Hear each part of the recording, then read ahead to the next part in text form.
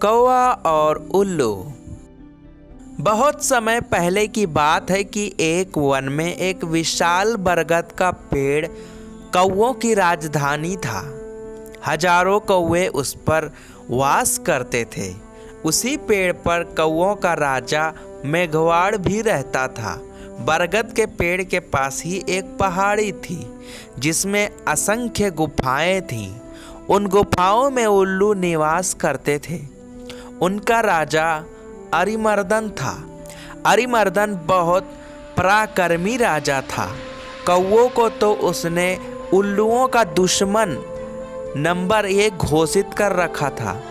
उसे कौवों से इतनी नफरत थी कि किसी कौवे को मारे बिना वो भोजन नहीं करता था। जब बहुत अधिक कौवे मारे जाने लगे तो उनके राजा मेघवरण को बहुत चिंता हुई। उसने कौवों की एक सभा इस समस्या पर विचार करने के लिए बुलाई।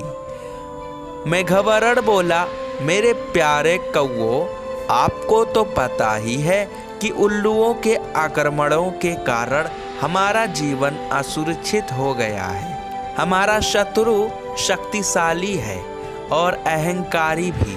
हम पर रात को हमले किए जाते हैं। हम रात को देख नहीं पाते। हम दिन में जवाबी हमला नहीं कर पाते क्योंकि वे गुफाओं के अंधेरों में सुरक्षित बैठे रहते हैं। फिर मेघवरण ने सयाने और बुद्धिमान कौवों से अपने सुझाव देने के लिए कहा। एक डरपोक कौवा बोला, हमें उल्लू से समझौता कर लेना चाहिए। वो जो शर्तें रखे हम स्वीकार करें। अपने से ताकतवर दुश्मन से निपटते रहने में क्या तुक है। बहुत से कौवों ने कां कां करके विरोध प्रकट किया। एक गरम दिमाग का कौवा चीखा, हमें उन दुष्टों से बात नहीं करनी चाहिए। सब उठो और उन पर टूट पड़ो। एक निराशवादी कौवा बोला, शत्रु बलवान है, हमें यह स्थान छोड़कर चले जाना चाहिए। सयाने कौवे ने सलाह दी, अपना घर छोड़ना ठीक नहीं होगा।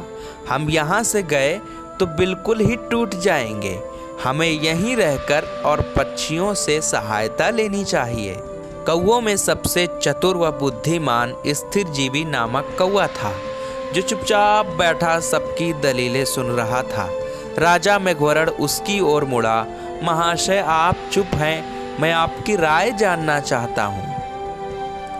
स्थिरजीवी बोला, महाराज, शत्रु अधिक शक्तिशाली हो तो छल नीति से काम लेना चाहिए।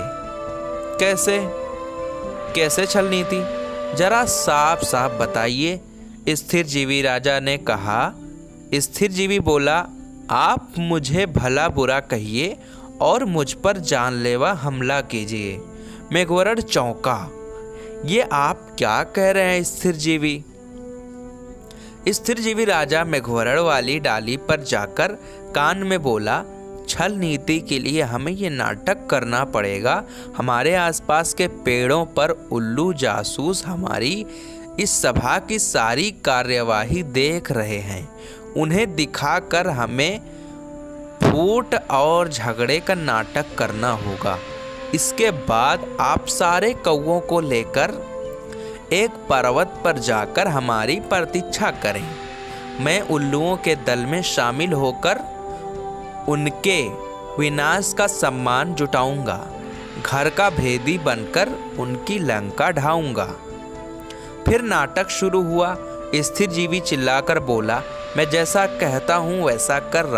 राजा के बच्चे क्यों हमें मरवाने पर तुला है? मेघवरण चीख उठा, गद्दार राजा में ऐसी बदतमीजी से बोलने की तेरी हिम्मत कैसे हुई? कई कौवे एक साथ चिल्ला उठे, इस गद्दार को मार दो। राजा मेघवरण ने अपने पंख से स्थिरजीवी को जोरदार झापड़ मारकर तनी से गिरा दिया और घोषणा की, मैं गद्दार स्थिरजीवी को कौवा समाज से निकाल रहा हूँ। अब से कोई कौवा इस नीच से कोई संबंध नहीं रखेगा। आसपास के पेड़ों पर छिपे बैठे उल्लू जासूसों की आंखें चमक उठी। उल्लुओं के राजा को जासूसों ने सूचना दी कि कौवों में फूट पड़ गई है, मारपीट और गाली गलौज हो रही है। इतना सुनते ही उल्लुओं के सेनापति ने राजा से कहा, महाराज, यही मौका है कौवों पर आक्रमण करने का।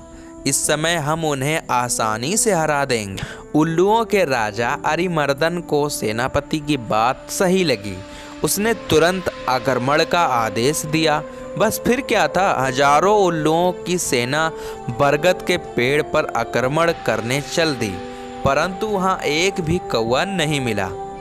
मिलता भी कैसे? योजना के अनुसार मेघवरण सारे कौवों को लेकर एक पर्वत की ओर कूच कर गया था।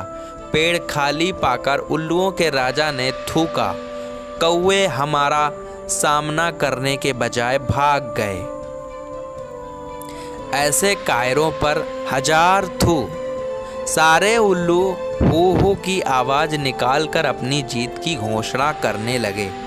नीचे झालियों में गिरा पड़ा स्थिर जीवी कौवा ये सब देख रहा था। स्थिर जीवी ने कां कां की आवाज निकाली। उसे देखकर जासूस उल्लू बोला, अरे ये तो वही कौवा है जिससे इनका राजा धक्का देकर गिरा रहा था और अपमानित कर रहा था। उल्लुओं का राजा भी आया। उसने पूछा, तुम्हारी ये दुर्दशा कैसे हुई? स्थिर जीवी बोला, मैं राजा मेघवरण का नीति मंत्री था। मैंने उनको नेक सलाह दी कि उल्लुओं का नेतृत्व इस समय एक पराक्रमी राजा कर रहे हैं। हमें उल्लुओं की अधीनता स्वीकार कर लेनी चाहिए। मेरी बात सुनकर मेघवरण क्रोधित हो गया और मुझे फटकार कर कौवों की जाति से बाहर कर दिया। मुझे अपनी शरण में ले लीजिए। उल्लुओं का राजा अरिमर्दन सोच में पड़ गया। उसके सयाने नीति सलाहकार ने कान में कहा, राजन, शत्रु की बात का विश्वास नहीं करना चाहिए। यह हमारा शत्रु है, इसे मार दो। एक चापलूस मंत्री बोला, नहीं महाराज, इस कौवे को अपने साथ मिलाने में बड़ा लाभ रहेगा। ये कौवों के घर के भेद हमें बताएगा। राजा को भी स्थिर जीवी को अपने साथ मिलाने में लाभ नजर आया। आओ उल्लू स्थिर जीवी कौवे को अपने साथ ले गए। वहां अरिमर्दन ने उल्लू सेवकों से कहा, स्थिर जीवी को गुफा के शाही मेहमान कक्ष में ठहराओ। इन्हें कोई कष्ट नहीं होना चाहिए। स्थिर जीवी हाथ जोड़कर बोला, महाराज, आपने मुझे शरण दी, यही बहुत है। मुझे अपनी शाही गुफा के बाहर एक पत्थर पर सेवक की तरह ही रहने दीजिए। वहाँ बैठकर आपके गुण गाते रहने की मेरी इच्छा है। इस प्रकार स्थिर जीवी शाही गुफा के बाहर डेरा जमाकर बैठ गया। गुफा में नीति सलाहकार ने राजा से फिर से कहा, महाराज, शत्रु पर विश्वास मत करो। उसे अपने घर में स्थान देना तो आत्महत्या करने समान है। अरिमर्दन ने उसे क्रोध से देखा। तुम मुझे ज़्यादा नीति समझाने की कोशिश मत करो। चाहो तो तुम यहाँ से जा सकते हो। नीति सलाहकार उल्लू अपने 2-3 मित्रों के साथ वहाँ से सदा के लिए ये कहता हुआ विनाश काले विपरीत बुद्धि। कुछ दिनों बाद स्थिर जीवी लकड़ियाँ लाकर गुफा के द्वार के पास रखने लगा। सरकार, सर्दियाँ आने वाली है। मैं लकड़ियों की झोपड़ी बनाना चाहता हूँ ताकि ठंड से बचाव हो। धीरे धीरे लकड़ियों का काफ़ी ढेर जमा हो गया।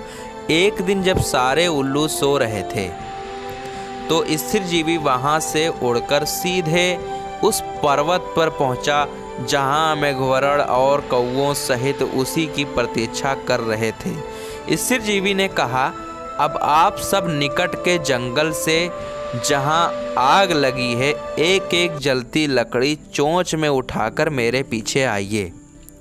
कौवों की सेना चोंच में जलती लकड़ियाँ पकड़ स्थिर जीवी के साथ उल्लुओं की गुफाओं में आ पहुँचा। स्थिर जीवी द्वारा ढेर लगाई लकड़ियों में आग लगा दी गई।